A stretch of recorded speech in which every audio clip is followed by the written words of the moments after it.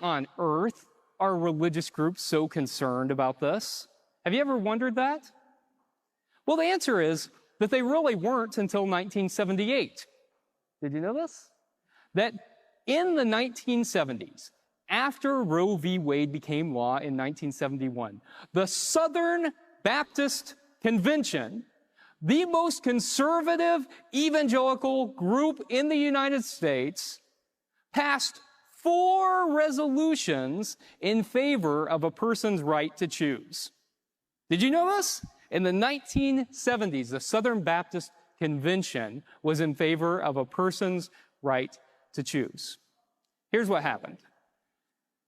When Brown v. Board of Education became law, which made it illegal to segregate schools, white folks, especially white folks in the South, began to put their children in private Christian schools.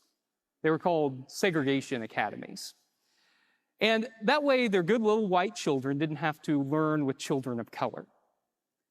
These were religious organizations with a 501c3 status.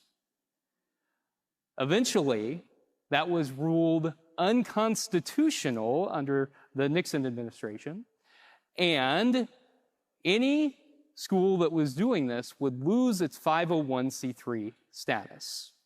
Now, there was this guy, his name was Paul Weyrich. You ever heard of him? He was a political strategist, and he was all in favor of using the segregation issue to get white, conservative, Southern evangelicals out to vote.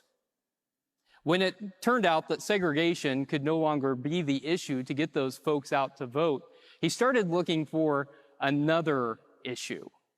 And he tried several, but in 1978, he came up with this plan to try the issue of abortion. And he identified 4 midterm elections. And he sent people out with pamphlets about abortion to pamphlet church parking lots. And so they went to church parking lots, and in these close elections with Democratic incumbents and very conservative, anti-reproductive health Republicans running in very low voter turnout races, that strategy worked. And in all 4 of those elections, those anti-reproductive health candidates won the election. And they realized that abortion was an issue that would get people out to vote. It would galvanize that Southern, conservative, white, evangelical base. And so they really latched on to that.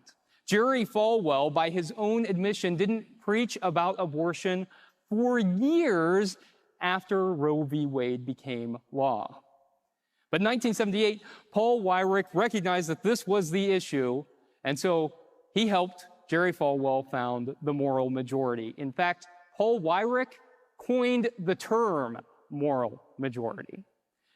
And that became the issue to get people out to vote at the polls.